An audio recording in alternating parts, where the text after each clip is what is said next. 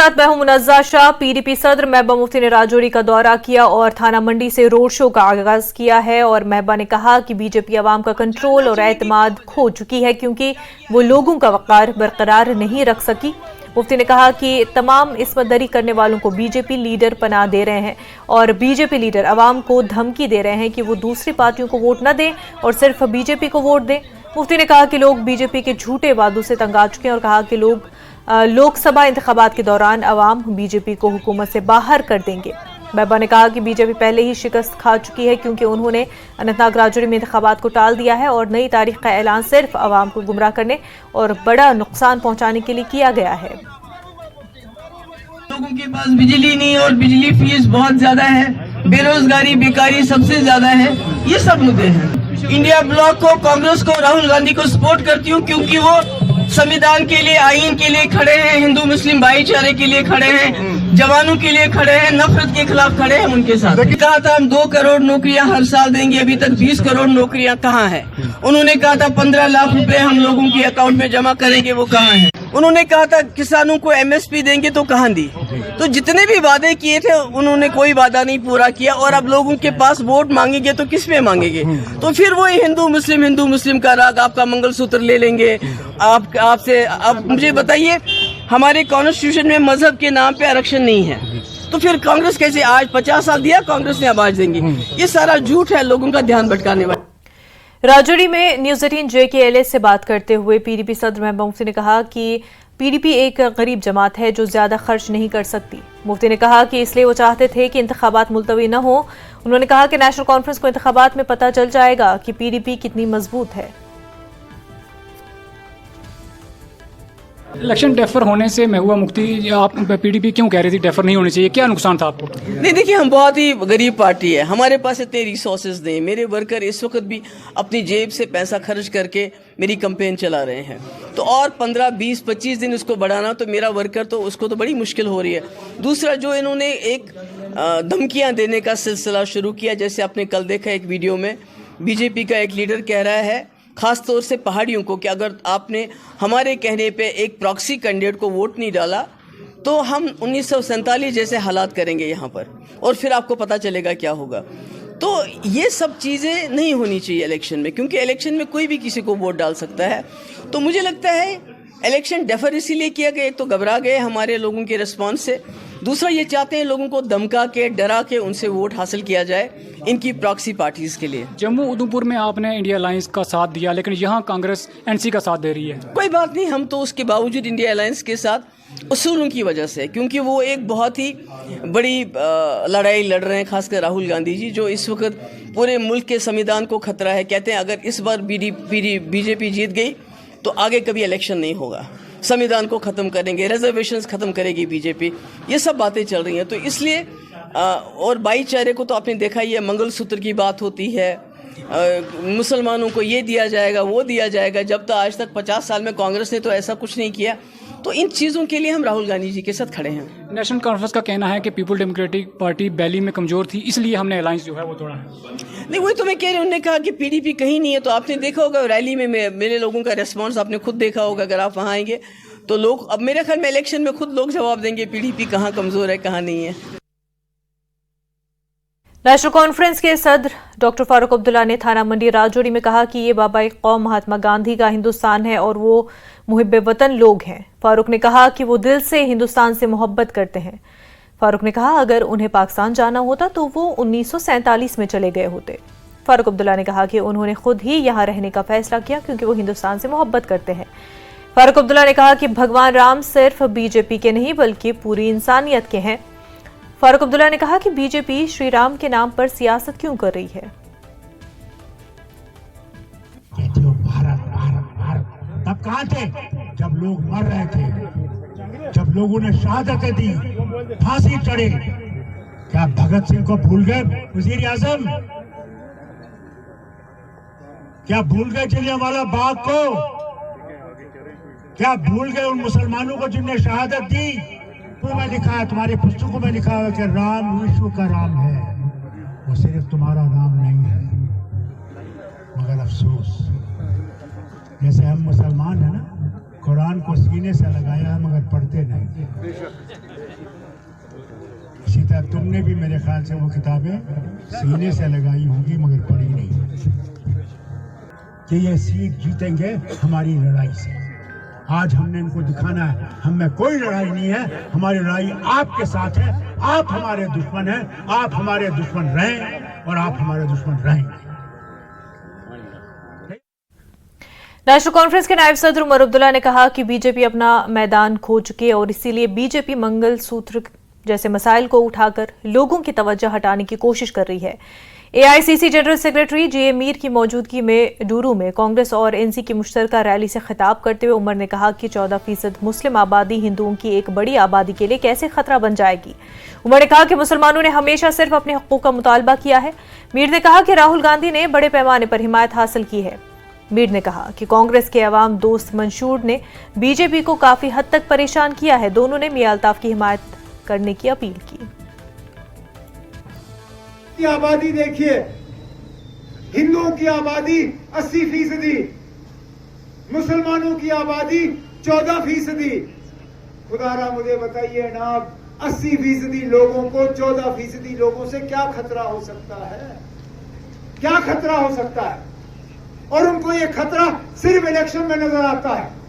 राहुल गांधी जी ने देश को गारंटी दी, इसीलिए आज पूरा देश उनके पीछे। उन्होंने कहा जैसे हमारी सरकार बनेगी 4 जून के बाद, सबसे पहले अग्निवीर स्कीम को खत्म करेंगे और रेगुलर स्कीम लाएंगे नौजवानों के लिए ताकि उनको रोजगार बने। किसानों के लिए, जिसके लिए 1000 से ज्यादा किसानों ने कुर्बानियां दी, शहादत दी, वो चाहे हमारे कश्मीर के किसान हो, हमारे हार्टिकल्चर वाले हो, हमारे एग्रीकल्चर वाले हो, वो उनके लिए जो फसल निकलता है उसका मिनिमम प्राइस सरकार की तरफ से फाइनल हो। वो राहुल गांधी जी ने आपको गारंटी दी कि सरकार बनेगी और किसानों के लिए मिनिमम सपोर्ट प्राइस हम कॉन्स्टिट्यूशनल गारंटी के साथ में देंगे ताकि कोई किसान आत्महत्या। नेशनल कॉन्फ्रेंस के नायब सदर उमर अब्दुल्ला ने अनंतनाग राजौरी में इंतखाबात की तारीख को आगे बढ़ाने को बीजेपी की तरफ से एसटी वोट को हक़ राय दही से दूर रखने की साजिश करार दिया। अनंतनाग में सीनियर समाजी और सियासी कारकुन इमरान अमीन शाह की पार्टी में शमूलियत के मौके पर मुनक़िदा तक़रीब के दौरान उमर ने कहा कि बीजेपी जानती है कि आने वाले दिनों में एसटी के लोग जंगलों की तरफ हिजरत करेंगे और इस तरह वो वोट डालने से महरूम रहेंगे। उमर ने कहा कि एसटी अवाम 25 मई को अपना वोट डालकर इस साजिश का मुंह तोड़ जवाब देंगे। उमर ने शाह का उनके सैकड़ों हामियों के साथ नेशनल कॉन्फ्रेंस में खैर मकदम किया। अल्ताफ कुल्लू, एडवोकेट मजीद लारमी, पीरजादा तौकीर, एडवोकेट हाशिम हुसैन और दीगर मौजूद थे। हफ्ता पहले कहा था कि ये फैसला मत लीजिए, यहाँ के इलेक्शन को पोस्टपोन करने की कोई जरूरत नहीं है। अरे जब बारिश पड़ रही थी तब नहीं किया, जब धूप निकली तब कहा इलेक्शन पोस्टपोन करो। हमने ये तक कहा इलेक्शन कमीशन को कि खुदारा हमें बताइए ना, जो लोग आपसे इलेक्शन पोस्टपोन करने की बात कर रहे हैं वो तो मैदान में नहीं है, बीजेपी का उम्मीदवार नहीं है, पीपल्स कॉन्फ्रेंस का उम्मीदवार नहीं है, जिनके आप ये चिट्ठियां लेके या इंतजामिया को भेज रहे हो, उनका जब उम्मीदवार नहीं है तो इलेक्शन के मुतालिक अपनी राय क्यों दे रहे हैं? सीधी सी बात है, यहाँ कोई साजिश रचाई जा रही है। हमने ये भी कहा कि ना आपने ये कॉन्स्टिट्यूंसी बनाई, लेकिन यहाँ से रजौरी पुंछ जाने के अलग रास्ते हैं। जरूरी नहीं है कि हर किसी को मुगल रोड से जाना है। वैसे भी मुगल रोड साल के 4 महीने 5 महीने बंद रहता है, तो इसका हम क्या मतलब निकालें कि 4-5 महीने के लिए मेंबर पार्लियामेंट साहब आर पार जाएंगे नहीं? जम्मू से जा सकते हो, रियासी से जा सकते हो। जनाब फारूक अब्दुल्ला साहब और हमारे जो कैंडिडेट मियां अल्ताफ साहब जो है वो आज यहाँ मौके पर मौजूद नहीं है क्योंकि वो रजौरी गए और कल वह जम्मू चले गए। तो अगर वो जा सकते थे, इलेक्शन पोस्टपोन करने की जरूरत नहीं थी, लेकिन सोच समझ के एक साजिश के तहत जो है ये फैसला लिया गया, क्योंकि उनका गर्ज ये था कि हमारे जो गुजर बकरवाल जो है उनका वोट उनसे छीना जाए। खबरों का सिलसिला आगे भी जारी रहेगा, लेकिन उससे पहले एक छोटा सा ब्रेक। बंगाल में चुनाव प्रचार करने पहुंचे केंद्रीय मंत्री डॉक्टर जितेंद्र सिंह हावड़ा लोकसभा की चुनाव प्रबंधन समिति की कोर कमेटी की बैठक में लिया हिस्सा। लद्दाख से बीजेपी के उम्मीदवार ताशी ग्याल्सन ने किया नामांकन, अपने समर्थकों के साथ और हजारों कार्यकर्ताओं के साथ पहुंचे। रूट्स इन कश्मीर के प्रवक्ता अमित रैना ने आर्टिकल 370 पर पुनर्विचार याचिका को लेकर दिया बयान, कहा कयामत आ सकती है लेकिन 370 वापस नहीं आ सकता। 85 वर्ष से ऊपर के लोगों और पीडब्ल्यूडी मतदाताओं के लिए 3 दिवसीय घरेलू मतदान 90 एससी मेंढर में आज से होगा शुरू। 256 मतदाता करेंगे घर से मतदान। 195 बुजुर्ग और 61 पीडब्ल्यूडी मतदाता डालेंगे वोट।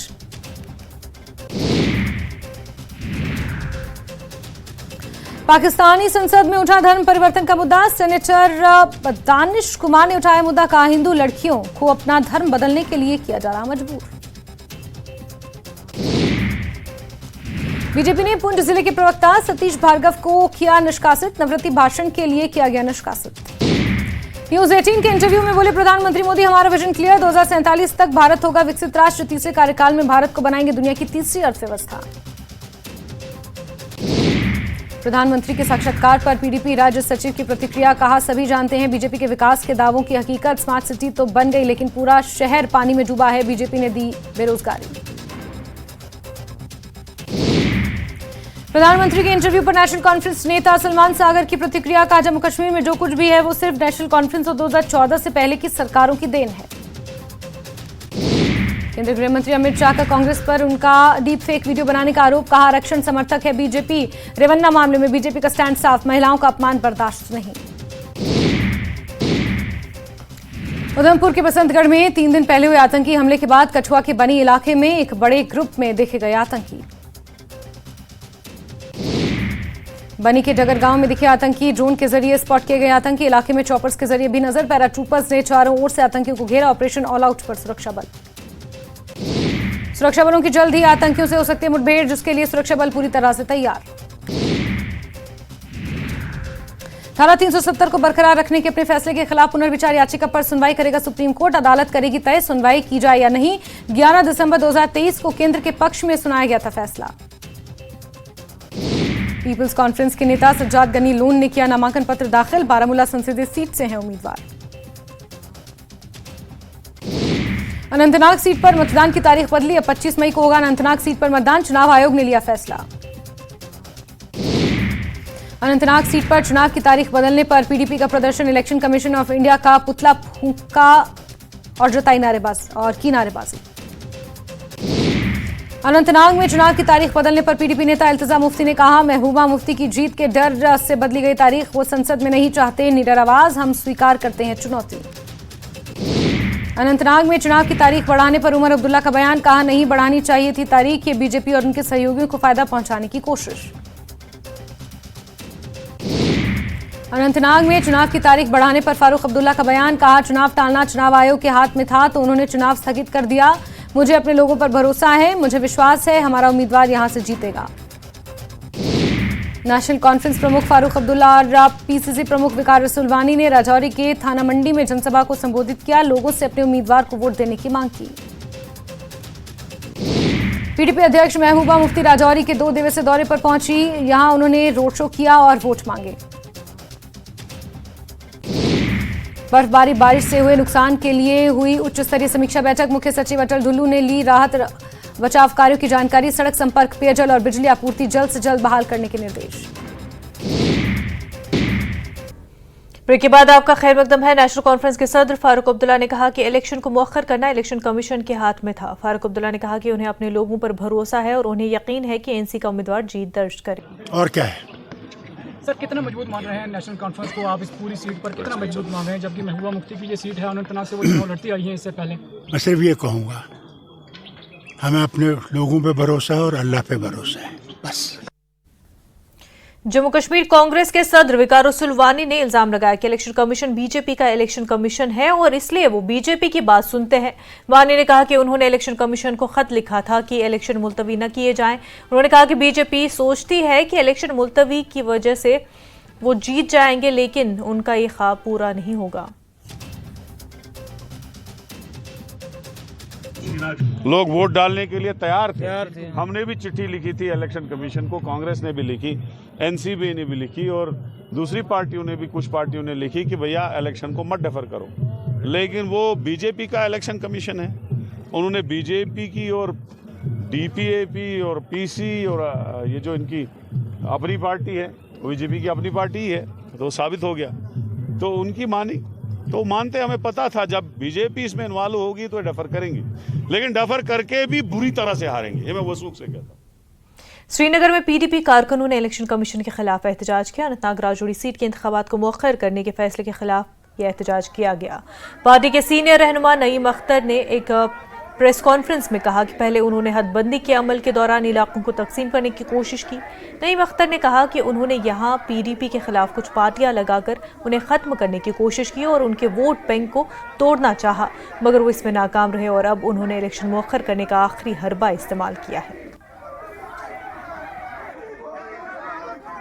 ये जो उन्होंने पूरा एक प्लान बनाया था, मंसूबा बनाया था, कुछ यहाँ की पार्टियों को शुरू करके और हमारी पार्टी को ख़त्म करके, उनके जोन में उन्होंने हमें ख़त्म कर दिया था पीडीपी को।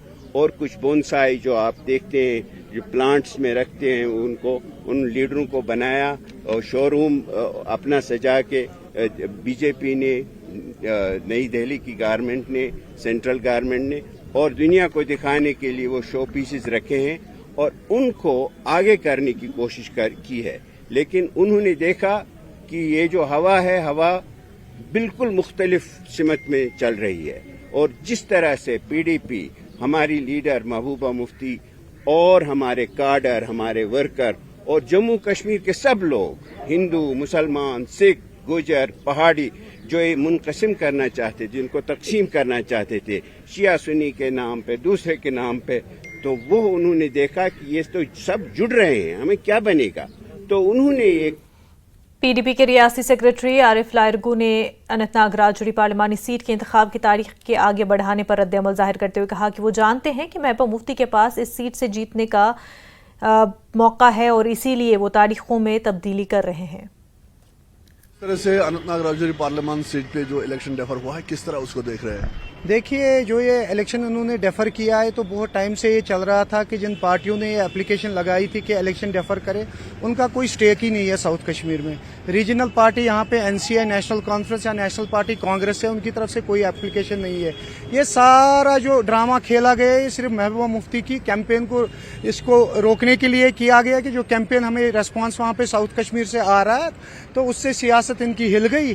तो ये सारा महबूबा मुफ्ती के लिए ही इन्होंने किया है कि ताकि इलेक्शन डिले हो या कोई हरबा अपनाए, लेकिन अल्लाह ताला के फजल से चाहे इलेक्शन डिले हो या चाहे जितना भी पीछे ये ले, महबूबा मुफ्ती साहिबा भारी अक्सरियत से साउथ कश्मीर पार्लिमानी सीट जीतेगी। क्या ये मान के चले कि अनंतनाग में ये एनसी वर्सेस पीडीपी है या एनसी वर्सेस और भी एनसी पीडीपी है, और भी कोई आप देख रहे हैं कि आपका कंपटीटर है? नहीं जी, बिल्कुल हमारा जो कंपटीशन है वो एनसी के साथ ही है। तो बाकी पार्टियां कहीं वहां पे देखते स्मॉल पॉकेट्स में उनका असर हो सकता है, लेकिन जो अगर आप ओवरऑल देखें इन लार्ज, वहां पे पीडीपी वर्सेस एनसी है। तो इंशाल्लाह आपको तो खुद भी पता है, आप भी फिरते हैं पूरे साउथ कश्मीर में, आपने भी दौरा किया, जो लोगों का रुझान है, चाहे सेंट्रल कश्मीर हो या साउथ कश्मीर या हमारे यहाँ तीनों खित्तों से लोगों का रुझान जो पीडीपी की तरफ है, वी आर होपफुल इंशाल्लाह। तो हम पार्लियामेंट में इंशाल्लाह अपनी जीत दर्ज करेंगे। अपनी पार्टी के सदर सईद अल्ताफ बुखारी ने अनंतनाग राजौरी सीट के लिए इंतखाबात मौखर करने के इलेक्शन कमीशन के फैसले का खैर मकदम किया है। अल्ताफ का कहना है कि वो दूसरों के साथ मिलकर ये चाहते हैं, क्योंकि मौसम अच्छा नहीं था, मुगल रोड बंद है और ऊंचे इलाकों में रहने वाले लोग फंसे हुए हैं। जो हमारी गुजारिश थी पार्टली उसको माना गया है, क्योंकि मौसम ख़राब है। अभी भी आज पिछले 4 दिन से आप देख रहे हैं मुगल रोड बंद है।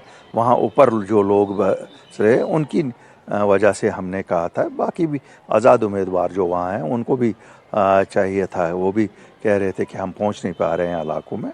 तो इसलिए अच्छा है, ताकि डेमोक्रेसी में तो हर एक का वोट माने रखता है ना, खुशफहमी में रहने से कुछ नहीं होता है। तो सर, क्या अपनी पार्टी आप पूरी ताकत अपनी श्रीनगर में लगाएगी? अभी तो श्रीनगर में, फिर बारामूला कॉन्स्टिट्यूंसी में भी और फिर अनंतनाग राजौरी में भी। हम तो तीनों जगह से लड़ रहे हैं, 2 जगह से हम लड़ रहे हैं, 1 जगह से हम सपोर्ट कर रहे हैं सजाद साहब को। इंशाल्लाह वो भी। टफ कंपटीशन कहाँ पे लग रहा है? कंपटीशन तो हर जगह होता है। जम्मू कश्मीर बीजेपी के सदर रविंद्र रैना ने श्रीनगर में पार्टी कैडर से मुलाकात की और उनके साथ तरुण चुग और दीगर सीनियर लीडरान भी थे। रैना ने कहा, खराब मौसम की वजह से अनंतनाग राजौरी इलेक्शन की तारीख मुलतवी कर दी गई है। बीजेपी की जानिब से वादी से कोई उम्मीदवार खड़ा न करने पर कारकुनों की नाराजगी से मुतल्लिक खबरों पर रैना ने कहा कि बहुत सी रियासतों में वो इलाकाई पार्टियों के साथ इत्तेहाद में है और पार्टी कैडर उसे समझता है। भारतीय जनता पार्टी वादी कश्मीर में सबसे मजबूत तरीन सियासी जमात है। आज कश्मीर के हर गांव में, हर शहर में बीजेपी का तंजीमी नेटवर्क है। हजारों की तादाद में हमारे एक्टिव वर्कर्स हैं, लाखों की तादाद में वादी कश्मीर से हमारी मेंबरशिप है। देखिए, कभी कभी कोalition बनता है। पूरे मुल्क में बहुत सारी ऐसी स्टेट्स हैं, बिहार है, महाराष्ट्र है, तमिलनाडु है, आंध्र प्रदेश है, जहां बीजेपी कोalition में इलेक्शन लड़ती है।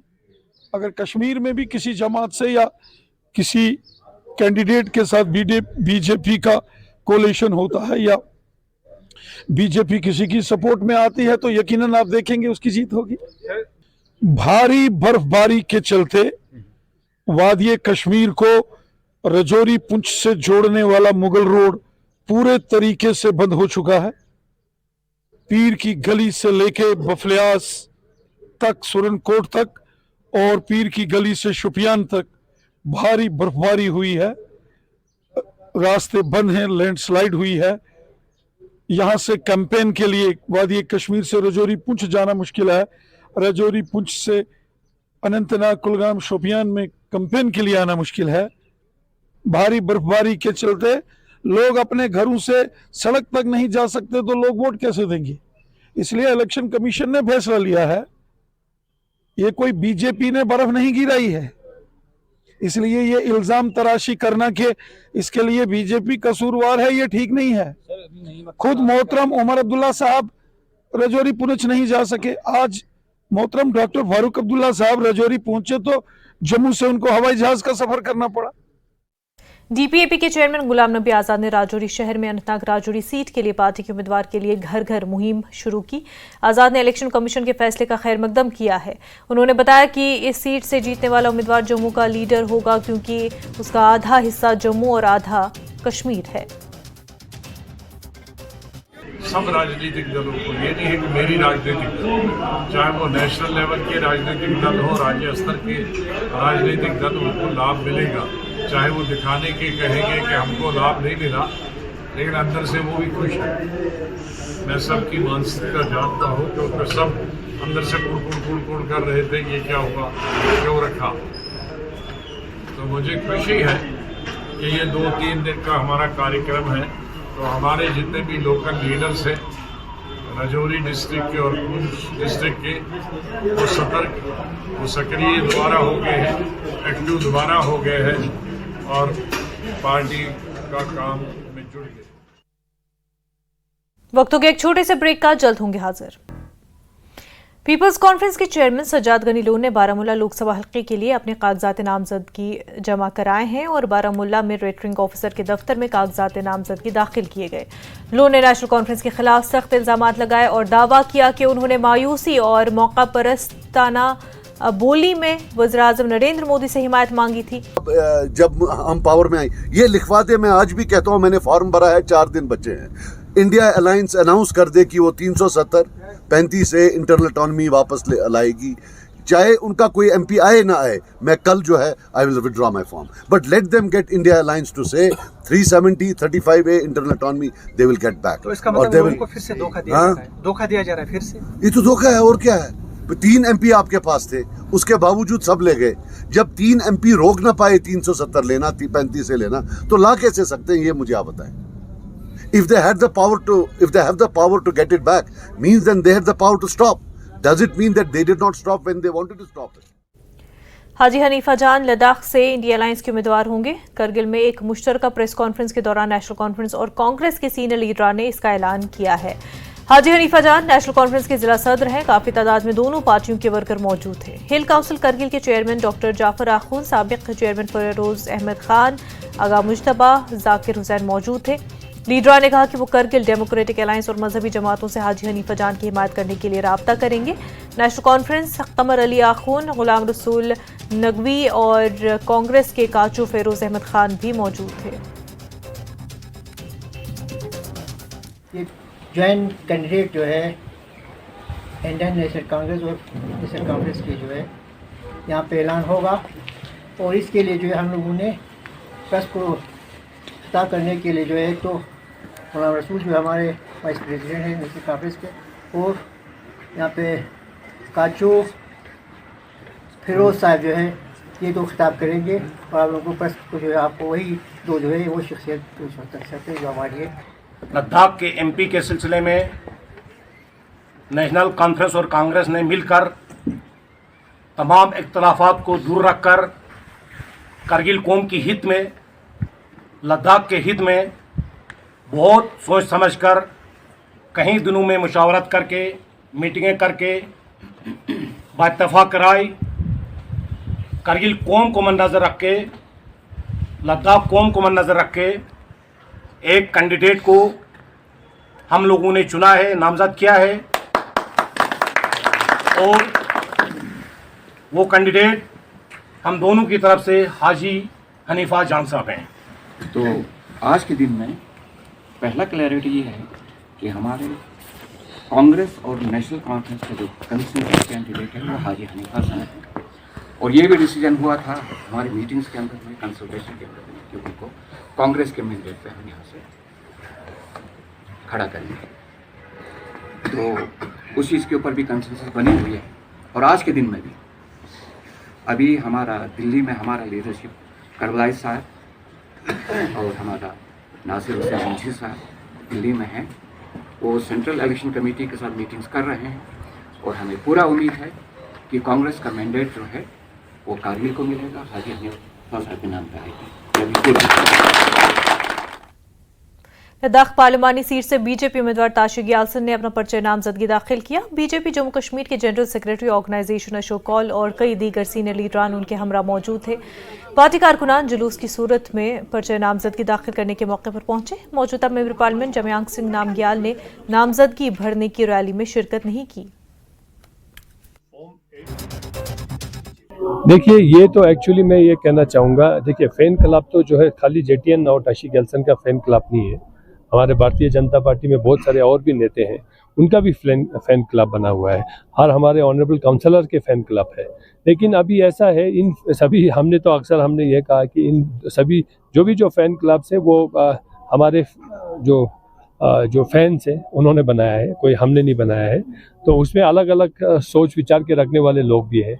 तो कुछ जो है जानबूझ के जो है परेशानियाँ क्रिएट करके जो है कुछ विद पर्पस जो है इस तरह के जो है वहाँ पे जो है बातें जो है वहाँ पे करते हैं। र्यूमर्स भी बहुत सारे वहाँ पे डिस्कशन होते हैं, तो उन सभी में नहीं जाना चाहिए। जब तक कोई ऑफिशियल ऑथेंटिक जो है कोई आपके जो है कोई जो सोशल मीडिया चैनल्स ना हो, तो तब तक उन सभी चीज़ों पे विश्वास नहीं रखना चाहिए। नहीं, कोई नहीं, फॉर्म तो हर कोई लेते हैं, फॉर्म लेने से क्या होता है जी, है ना जी। बाकी आगे हमारा बातचीत चल रहा है, तो हमें पूरा उम्मीद है हमारा एक रेजोल्यूशन जो भी होगा, थोड़ी बहुत अगर डिफरेंसेस है तो वो भी हम दूर करेंगे। नहीं, ऐसी बात नहीं है, उसमें बहुत और भी उनके पर्सनल रीजंस भी है, तो ऐसी बात नहीं है। बाकी वो उन्होंने भी हमें आशीर्वाद दिया है, उन्होंने भी मुझे बेस्ट विशेस करके खताक्स पहनाया। मैं यहाँ आने से पहले हमारे जो है लीडर्स के साथ जो है हम उनके घर गए हैं, उनसे आशीर्वाद लेने गए हैं। उनको भी मैंने अपना जो है खताक्स उनको मैंने पहनाया, और उन्होंने भी जो है मुझे रिटर्न में जो है बेस्ट विशेस करते हुए खताक्स पहनाया। जमयांग सिंह नामग्याल जी कैंपेन में जुड़ेंगे? मुझे पूरा उम्मीद है, जुड़ना चाहिए जी। ताशिक यासिन साहब को हम दिल की गहराइयों से बधाई देते हैं, और हम प्रयास करेंगे, कोशिश करेंगे कि एमपी साहब भी इस मुहिम में शामिल हो जाएंगे।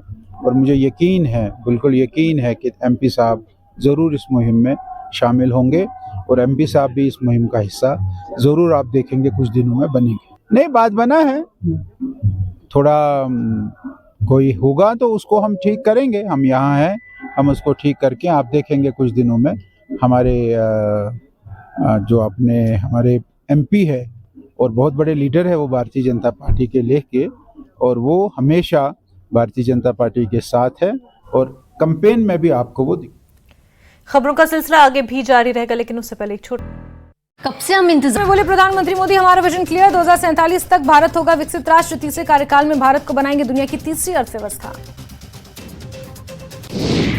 प्रधानमंत्री के साक्षात्कार पर पीडीपी राज्य सचिव की प्रतिक्रिया, कहा सभी जानते हैं बीजेपी के विकास के दावों की हकीकत, स्मार्ट सिटी तो बन गई लेकिन पूरा शहर पानी में डूबा है, बीजेपी ने दी बेरोजगारी। प्रधानमंत्री के इंटरव्यू पर नेशनल कॉन्फ्रेंस नेता सलमान सागर की प्रतिक्रिया, कहा जम्मू कश्मीर में जो कुछ भी है वो सिर्फ नेशनल कॉन्फ्रेंस और 2014 से पहले की सरकारों की देन है। केंद्रीय गृह मंत्री अमित शाह का कांग्रेस पर उनका डीप फेक वीडियो बनाने का आरोप, कहा आरक्षण समर्थक है बीजेपी, रेवन्ना मामले में बीजेपी का मुझे बहुत पेन है। फिर बच्चों ने बोला कि नहीं, इनने कुछ शायद एक स्टेप लिया है, इन्हें बैट किया है बच्चों ने आपस में, तो एक स्टेप एक टाइम पे 4 लड़कियों ने खाया है। तो फिर हम उसी वक्त हमने हेडमास्टर साहब को बोला इनको आप ऐसे हॉस्पिटल लेके आए कि हमारी गाड़ी अभी वहीं थी, तो आप इनको लाए हॉस्पिटल। उन्होंने बोला कि नहीं, हमें फिर वहां से भी वापस आना है, तो हम इनको अपनी गाड़ी में ले जाएंगे हॉस्पिटल। तो वो भी आए, हम भी इधर ही प्रेजेंट थे, फिर इनको इधर एज ए प्रिकॉशनरी मेजर्स इनको स्टमक वॉश वगैरह किया, तो हमने एज एहतियात के तौर पर हमने उनको शिफ्ट किया है श्रीनगर, तो माशाल्लाह वो स्टेबल है। वक्त हो गया एक छोटे से ब्रेक का, जल्द होंगे हाजिर। मजदूरों के आलमी दिन पर एम्प्लॉयज एसोसिएशन की जानिब से एहतजाजी मुजाहरा किया गया और इन लोगों ने हुकूमत से कम अज कम उजरत एक्ट का मुतालबा किया और उनका कहना है कि अरसे दराज से ये उनका मुतालबा है, लेकिन आज तक हुकूमत ने इस पर तवज्जो नहीं दी। उन्होंने प्रेस कॉलोनी में एहतजाज की इजाज़त न मिलने पर बरहमी का इजहार किया। हम अपने हक इंसाफ के लिए अपने जो हमारे साथ वादे किए गए थे उनके हवाले से सरकार को गफलत की नींद से बेदार करना चाहते हैं। हमारा मुतालबा है डेली वेजर्स कैजुअल लेबर्स की जो मिनिमम वेज एक्ट का मुतालबा है उसको पूरा किया जाए जो पूरे हिंदुस्तान में लागू है। दूसरा, जो वादा आपने किया था कि हम रेगुलरेशन अमलाएंगे, चाहे वज़ीर आज़म साहब ने किया था, होम मिनिस्टर साहब ने किया था, लेफ्टिनेंट गवर्नर साहब ने किया था, या चीफ सेक्रेटरी साहब ने एक कमेटी बनाई थी, उन सिफारिशात पे गौर करके उस पर अमल करने की ज़रूरत है और इस मामले को हमेशा के लिए हल करने की ज़रूरत है। और सरकार से भी हमारी गुजारिश होगी कि वो डेली वेजर्स कैजुअल लेबर्स के साथ किए गए वादों। जम्मू श्रीनगर कौमी सड़क को आज तीसरे रोज ट्रैफिक की आमदोरफ्त के लिए खोला गया। तरजीह बुनियादों पर जम्मू श्रीनगर के दरमियान मुसाफिर बरदार गाड़ियों को चलने की इजाज़त मिली। कल से मौसम में आई बेहतरी के बाद बहाली का शुरू किया गया। अवाम से गुजारिश की गई कि खराब मौसमी सूरत हाल में सफ़र करने से गुरेज करें। शाहराह पर सफ़र करने से पहले ट्रैफिक एडवाइजरी पर अमल करें।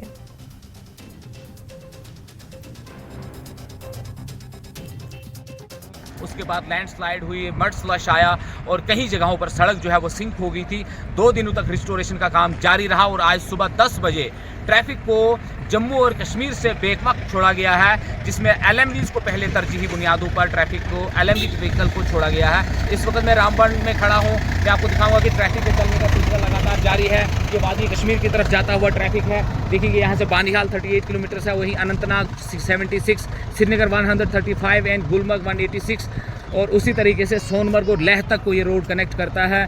और national highway authority of India का आप देखेंगे इस वक्त यहाँ पर ये डेरे भी चल रहे हैं क्योंकि इनका सफ़र भी इसी हाईवे पर मुनहसर है। आप देखेंगे कि किस तरीके से डेरों ने भी अपना रुख जो है, ये जो हमारा हिजरत करता है, हमारा तबका बकरवाल तबका होता है, ये हिजरत करते हैं और आज ये यहाँ से जा रहे हैं। इन्हीं से बात करेंगे हम। सर, कहाँ से आ रहे हैं आप? अच्छा, तो हाईवे बंद होता है तो आपको भी परेशानी होती है? बहुत पत्थर आ रहे हैं, हमारा बहुत नुकसान हो गया। क्या नुकसान हुआ? वो बकरी को सड़क पे ऊपर से बकरी 25-30 मार गई। अच्छा, तो यहाँ से आगे आप कहाँ जा रहे हैं आप? हम तो बनाल काजीगुंड जाएंगे। अच्छा, काजीगुंड जाएंगे, ठीक है। बनाल काजीगुंड जाएंगे, फिर उधर देखेंगे 1 महीना, फिर उधर से वार्ड बन जाना है। अच्छा, वार्ड बन जाना है। जिला रामबन के परनूत में जमीन खिसकने के बाद आज 7वें दिन इस इलाके में चारों अतराफ तबाही के मनाजिर देखे जा सकते हैं। जमीन खिसकने के बावजूद इस तमाम इलाके में कब्रिस्तान महफूज है। कब्रिस्तान के अतराफ में जमीन में दरारें पड़ी हैं मगर कब्रों को कोई नुकसान नहीं पहुंचा। यहाँ कुदरत का एक करिश्मा इस वक्त देखने को मिला है। आपको बता दें कि कुदरत का एक करिश्मा इस वक्त यहाँ पर देखने को मिल रहा है, जब एक पालतू बिल्ली को भी 7 दिन बाद घर के पास की झाड़ियों से रेस्क्यू किया गया। परनूत इलाके में जमीन का एक बहुत बड़ा हिस्सा खिसकने से बड़े पैमाने पर तबाही हुई। सैकड़ों लोग इलाके परनूत छोड़कर रिलीफ सेंटर में पनाह लिए हुए हैं, जहां इंतजामिया की जानिब से तमाम तर इमदाद फराहम की जा रही है। मैं कल जब यहाँ पहुँचा था तो इसमें पानी लग रहा था, तो मैंने फिर अपने कज़न्स को फ़ोन किया कि भाई आप सब लोग आइए, यहाँ पे पानी लगा हुआ है कब्रों को। तो इसको पानी को एक साइड कर लिया हमने, जो आज रुक गया हुआ है पानी। तो ये कब्रिस्तान जो है 20 से 25 साल पुराना है हमारा। तो इसमें सबसे पुरानी कब्र जो है हमारी दादी माँ की है, और उसमें और हमारी आंटी एक है इसमें, और हमारे चाचा एक हैं अब्दुलरशीद कटोच साहब।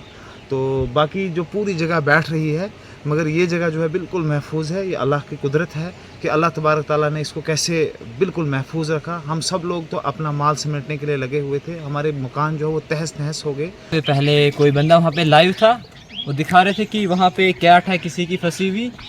तो मेरा भाई गया हुआ था पहले, तो अब्बा ने मेरे को फ़ोन किया कि वहाँ पे गया हुआ है, बिल्ली वहाँ पे फंसी हुई, वो आ नहीं रही है। ये हमें गुम गई थी, मैं 2-3 दफ़ा गया था देखने, इसको मिल नहीं रही थी। आज मिली तो ढूंढा, लेकिन वापस नहीं आ रही, वापस वहीं जा रही है। ऐसे इसके बच्चे भी हो सकते हैं, क्या पता बच्चे भी हो सकते हैं। डिस्ट्रिक्ट एडमिनिस्ट्रेशन से right from the first day, जब 25 तारीख को रात को जो हादसा हुआ है, तभी से हमने लोगों को रेस्क्यू करके वहाँ से एवैक्यूएट करके सेफर प्लेसेस पे उनको वहाँ पे रखा है। डिस्ट्रिक्ट एडमिनिस्ट्रेशन ने फ़िलहाल फौरी तौर पे 3 रिलीफ सेंटर्स जो है वो इस्टेब्लिश किए हैं। तो वहाँ पे हमारे पास 400 से ज़्यादा लोग जो हैं वहाँ पे रिहाइश कर रहे हैं। उनको हर किस्म की जो सुविधा है वहाँ पे दी जा रही है, खाना पीना मेडिकल से लेके सब कुछ वहाँ पे दिया जा रहा है। तो अभी हम कह नहीं सकते कि ये स्लाइड जो है वो स्टेबल नहीं है। अभी भी ये एरिया जो है लोगों को हमारी तरफ से यही अपील है कि अभी जब तक ये स्टेबल ना हो जाए स्लाइड, तो ये डेंजर जोन में ना आए। जिला रामबन के परनौत इलाके में तबाही के मनाजर जो है वो लगातार बढ़ते जा रहे हैं। लोगों के घर टूटे, उनके ज़मीनें गी, उनके तमाम जो ज़िंदगी भर की कमाई थी वो मिट्टी में मिल गई। लेकिन कुदरत का एक करिश्मा हमने देखा कि कब्रिस्तान इस इलाके में जो है वो तमाम कब्रिस्तान महफूज है। और उसके अलावा एक बिल्ली जो है 7 दिन बाद यहाँ पर लोगों ने रेस्क्यू की है, वो झाड़ियों में छुपी हुई थी। किसी ने कल वीडियो के ज़रिए उसको देखा था, तो आज उसके जो मालिक थे वो यहाँ पहुँचे और उन्होंने बिल्ली को रेस्क्यू किया। तो यकीनी तौर से इस तबाही के आलम में जो है कुदरत ने जो अपना रहम किया, कब्रिस्तान बच गया, और एक जो बिल्ली मासूम बिल्ली है वो भी इस आफत में बच गई, जिसे 7 दिन बाद रेस्क्यू कर दिया गया। न्यूज़ 18 जम्मू कश्मीर लद्दाख हिमाचल के लिए रामबन से बिलाल बाली। डीसी बांडीपुरा शकील उर रहमान राथर का कहना है कि हालिया बारिशों के बाद सुंबल और हाजन के कुछ इलाकों में पानी अंदर दाखिल हो गया है। ताहम जिले में सैलाबी सूरत हाल संगीन नौयत का नहीं है। गुरेज और तुलेल में जमीन खिसकने के बाद कुछ कुंभों को महफूज मकामात पर मुंतकिल किया गया। डीसी ने सैलाबी सूरत हाल का जायजा लेने के लिए हाजन सुंबल का दौरा किया। उन्होंने अफसरान की एक टीम के हमरा वुलर के किनारे आबाद कई इलाकों का दौरा किया। मेरे ब्लॉक में जो हल्का कंजलवन का नाइल गांव है, वहाँ पर जो मूसलाधार बारिश हुई, वहाँ पर उस कारण वहाँ जो ज़मीन है वो खिसक गई। कुछ घर जो है वो ख़तरे में है, स्कूल भी ख़तरे में है। वहाँ पर ज़मीन जो है वो आस्ता आस्ता नीचे की ओर खिसक रही है। वहाँ के लोग दहशत में है, बहुत डरे हुए वो लोग। वो गवर्नमेंट से अपील करते हैं कि हमारे बारे में कुछ सोचा जाए। सुंबल हाजिन एरियाज में, पर्टिकुलरली हाजिन वाला एरिया जो बिल्कुल ही लो लाइंग एरिया